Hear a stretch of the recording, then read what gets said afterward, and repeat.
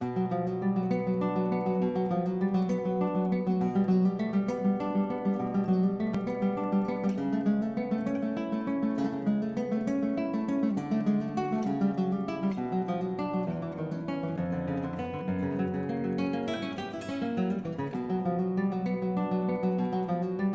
purpose of this lesson is to learn the basics of object-oriented programming, the noun-verb structure that's used in Visual Basic, how to add modules, how to use the message box, how to use the help system, some of the debugging tools that are available in VBE, and the object browser.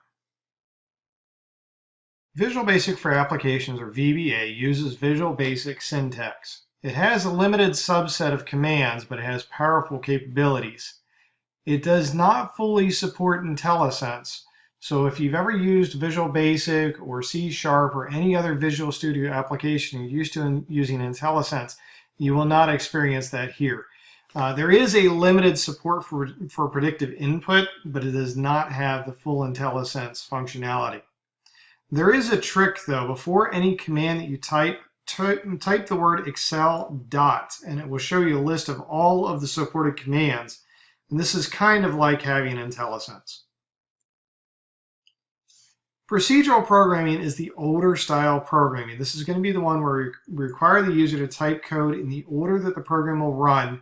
There were some limited constructs such as go-to statements, but in general, the program ran in order from beginning to end of the program, and it really didn't deviate from that. Procedural programming does not work well with Windows, with workbooks and worksheets, rows and columns, data sets, charts, and tables.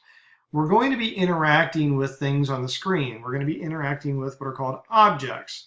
And therefore, we need to not be using a procedural language, but instead need to be using an object-oriented programming language. Object-oriented programming, or OOP, is that any object on the screen can be manipulated.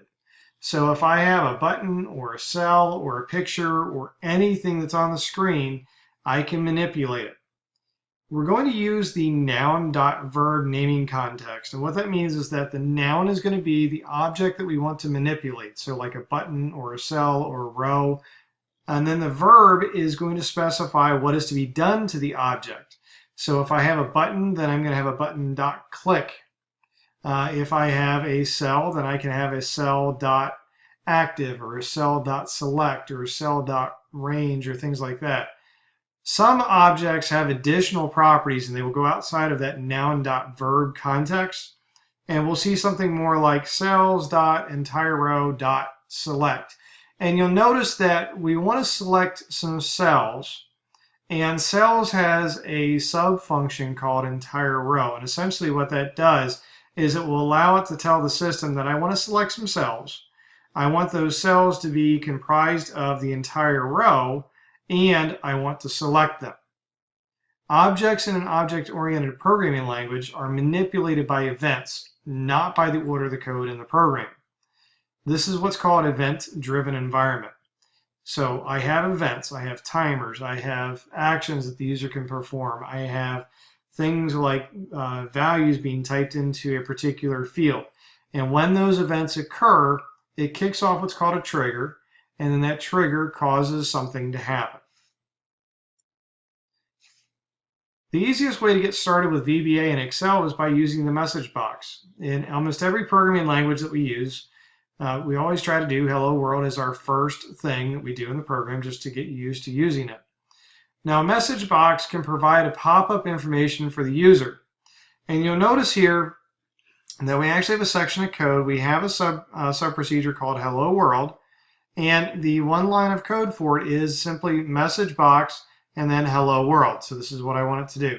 Now, the message box can be shortcutted like this, or sometimes you'll see the message box with parentheses around it. And then what happens is when we run this, this box actually pops up. Now, in reality, we don't necessarily want a section of code to just run on its own. It's usually we're going to have if the user does something or if something occurs that we're expecting in that object-oriented environment. That's when we try to make it where things happen when an event occurs. I'm working in a blank Excel spreadsheet, and I want to add some functionality to it. I showed you in a previous video that we're going to do Alt F11 on the keyboard to bring up the Visual Basic editor, and this is also called the VBE. And what I want to do is I want my code to do something. Well, what I need is I need a module to exist over here. When I ran the macro recorder, it automatically created a module for me. But you'll notice that in this blank new workbook, I don't have one. So what I have to do is I have to come up here and right-click on VBA project, insert, and then module. Now I give my module. All right, and then what I want to do is I want a sub-procedure that says hello world. And then when I press enter, you'll notice it automatically popped up with end sub.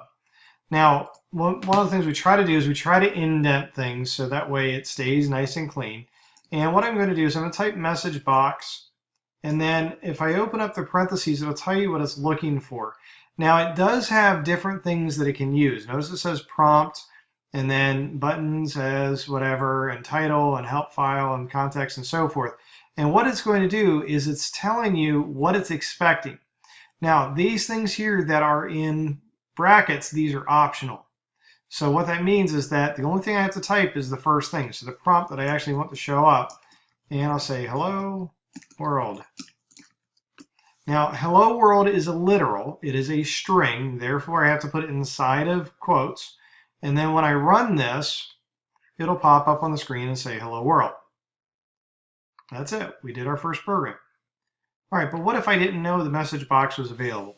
All right, now like I said, we don't actually have IntelliSense, but we do have some predictive text capability. So if I type the word Excel dot, then what you will see is it pops up on the screen and it shows to me all of the stuff that's available to me to play with.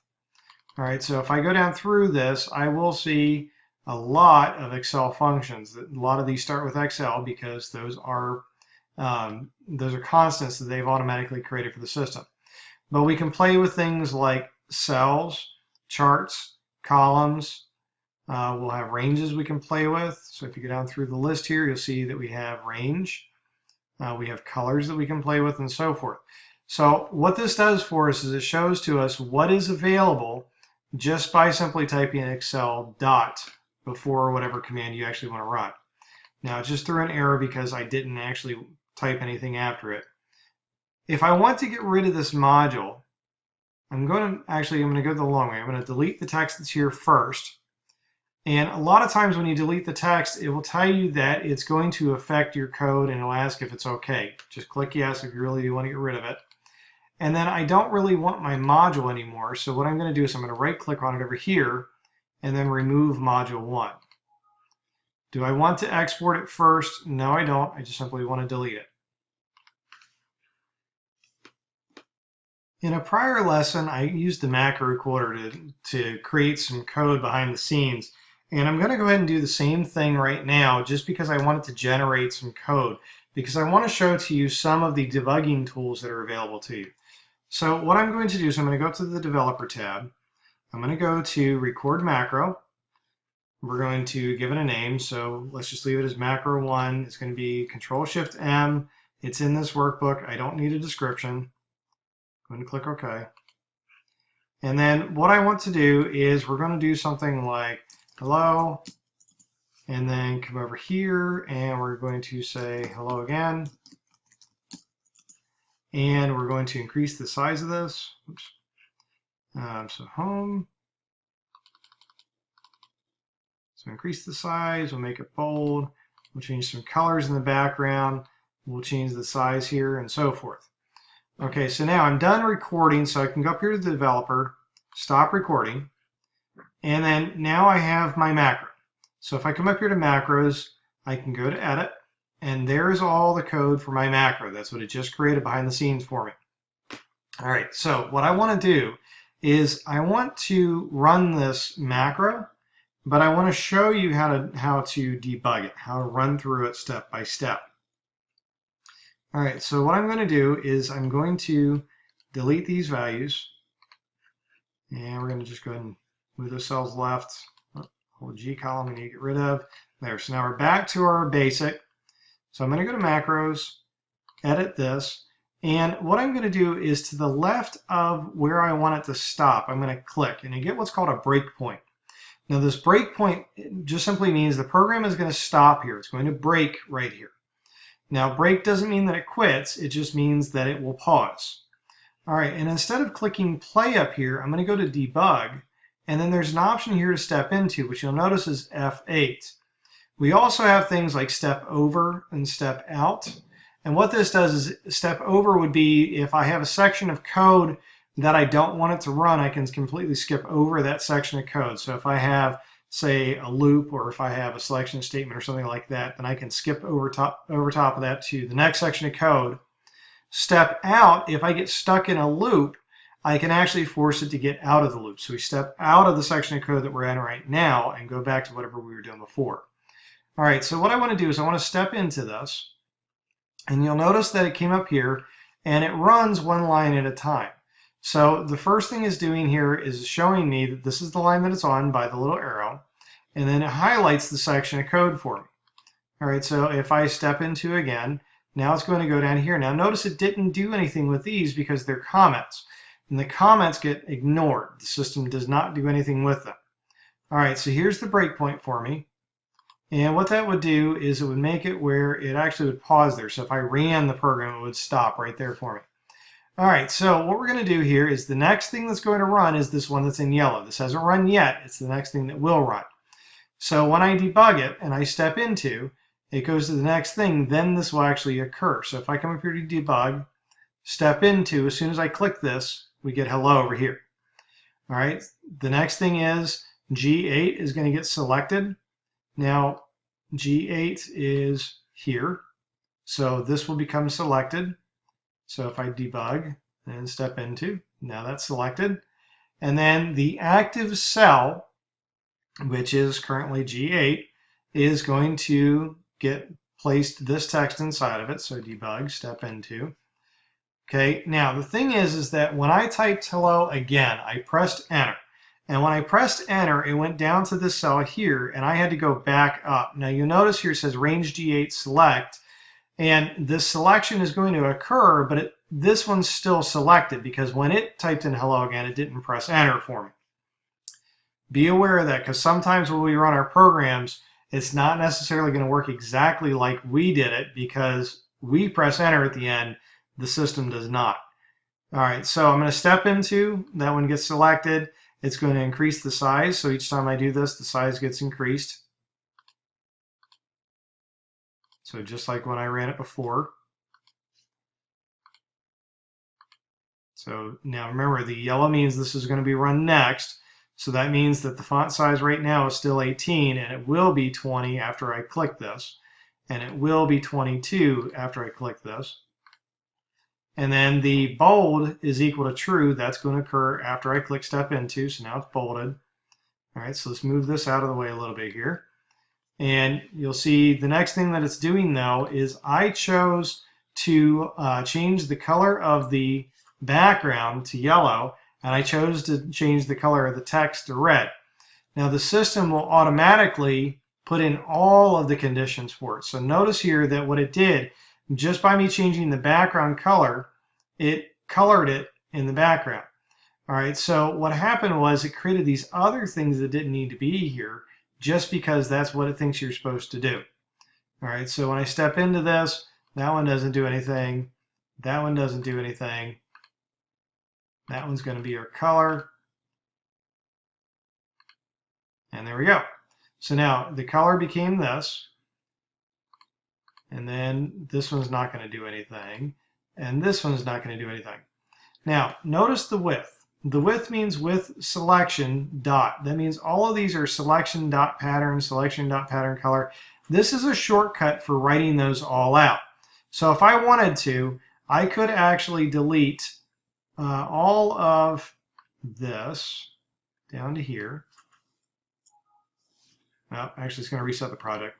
So I don't want to do it right now, but I could delete all of this, and then I could just simply let it run selection.color is equal to this, and then delete the other lines of code. All right, so now it's going to go end with, so it just simply gets out of the with statement. Now the font again, now this time is when I changed it to red, it's going to change the color.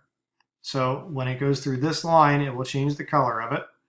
And then the tint and shade, that one doesn't do anything because it just thought I had to do it. All right, so end with. Let's scroll down so you can see the rest of it. Okay, now this time it says columns, G to G. Now that's when I took this column and I resized it. I dragged it bigger and made the column width 27.14. So if I step into, then the next thing that will happen is that's going to run and automatically resize, and then it ends the subroutine, and then it's done. So our whole macro is now finished.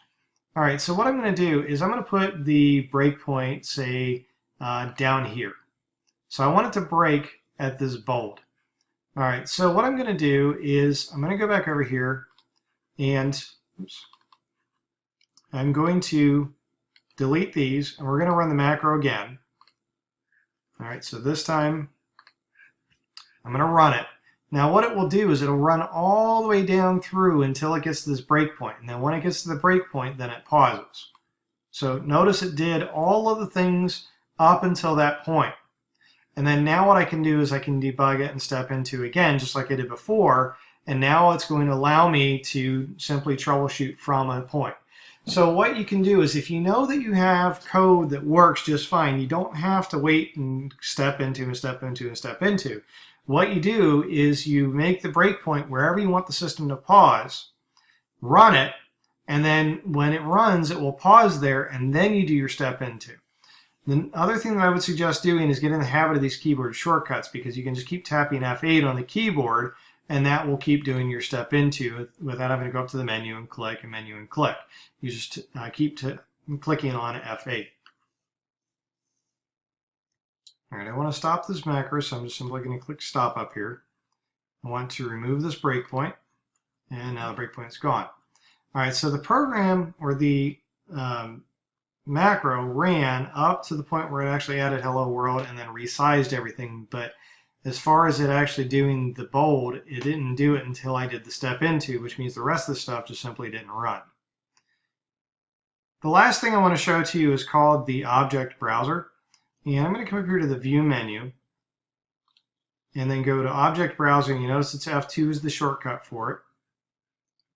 Now what the object browser is a list of all of the classes that are built into the system.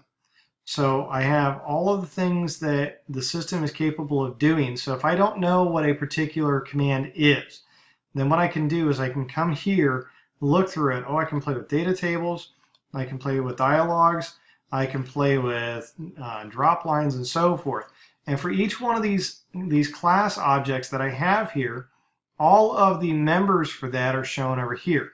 So if I want to play with dialogues, then I can play with a count of dialogues. If I want to play with the down bars, then I could see all the things that are available for it.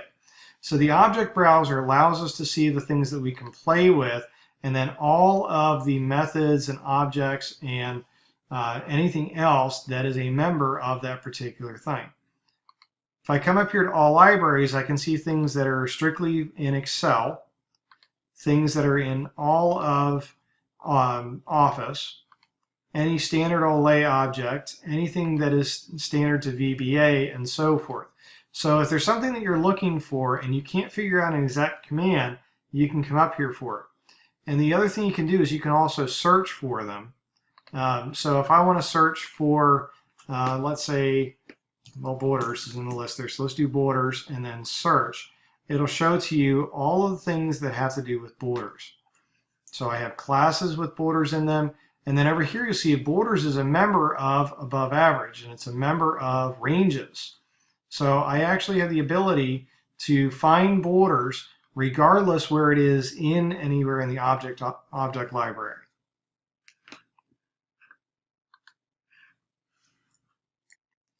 In this lesson, you learned the basics of object-oriented programming. You learned about the noun-verb structure and some of the times when it may be expanded. We have additional procedures or methods that are available to a particular type of object. You learned how to add a new module. So we went into Alt F11 and we inserted a new module. You learned how to use the message box. learn how to use the help system and also the object browser.